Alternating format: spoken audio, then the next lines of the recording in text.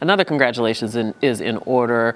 Car racing in America is celebrating a new darling with Formula One megastar Lewis Hamilton's victory on Sunday at the US Grand Prix in Austin, Texas.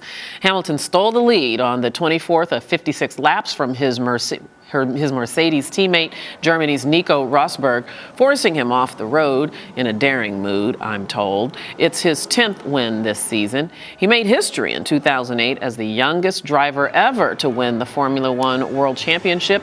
And with this victory, Hamilton takes a significant step toward winning his second. He addressed a star-studded Texas crowd. This is an incredible place. I got such great support here, so a big, huge thank you to all the fans here. That's great. I've just been so fortunate. I've got an incredible team, an incredible car, and I had a great competitor today, and I'm really grateful to be up front. I'm really excited. It's such a privilege to be representing my country, and to be at the top of the driver wins is quite special. For more on the 29-year-old phenom, who many Americans have, quite frankly, never even heard of, our guest is Sean Shapiro. He is a correspondent for the Austin American Statesman and covered the Grand Prix this weekend, and he joins us from Austin, Texas. Hey, Sean, good to see you. Good to see you. Thank you for having me. I just have a really simple, basic question. As we just reported, Lewis Hamilton made history as the youngest championship winner ever, and I think a lot of folk, myself included, have never heard of him. Why? Why is that?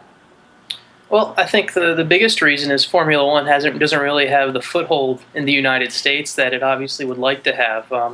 Obviously, there's a big auto racing fan contingency in the United States, and Formula One is considered the top level of auto racing, but it just hasn't really embraced and really stuck in the United States market. So therefore, when you're having a guy who's having such a great year and really having a historic year in F1, when you don't have the sport fan base, it kind of goes unnoticed. Do you think some of the fan base was lost? I remember 10 years ago I was working in St. Louis and covered some of this story, and that was many of the drivers were worried about track safety, and so there was controversy over that. Do you think that plays a role in the lack of enthusiasm?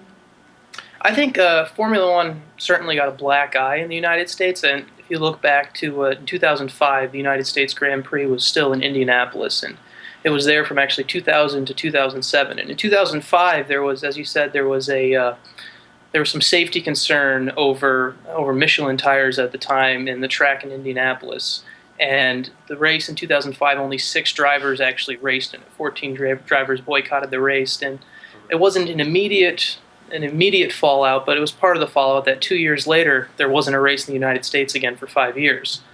So certainly has a lot to do with that, where there was concern. There was that moment certainly stuck in some people's minds as that this is F1, it's riddled with problems. So that really hasn't helped. That really didn't help the reputation of the United States.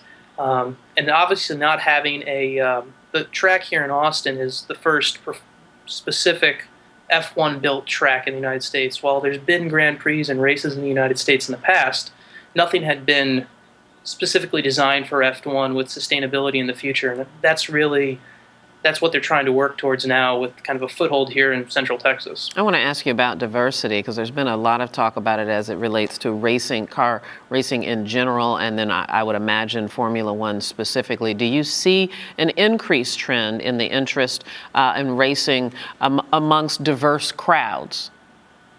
Well, I think the one thing, and this is kind of the crowd that F1 would like to draw, I think, in the United States, is auto racing fans are auto racing fans. And that's something where right now I don't think F1 is drawing from that. They would like to actually have a more diverse crowd. Certainly there's more of the international crowd. There's drivers from all over the world in the races. You have, for example, here in Austin, you had many Mexican fans come up to watch the 2 Mexican drivers race. But you don't have the diversity as in kind of in that auto racing world, where if someone likes to watch a NASCAR race or likes to watch an IndyCar race, they theoretically, you would think, would like to watch the auto racing fans in general. But let me jump in there, Sean. I'm almost out of time, literally just have seconds left. I'm just wondering how receptive the sport is to people of color, because it has been such a non-diverse sport, if you will.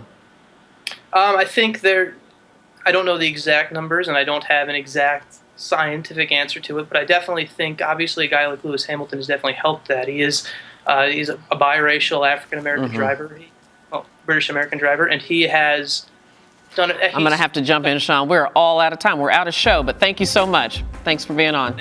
That's going to do it for us. Have a great day. Bye-bye.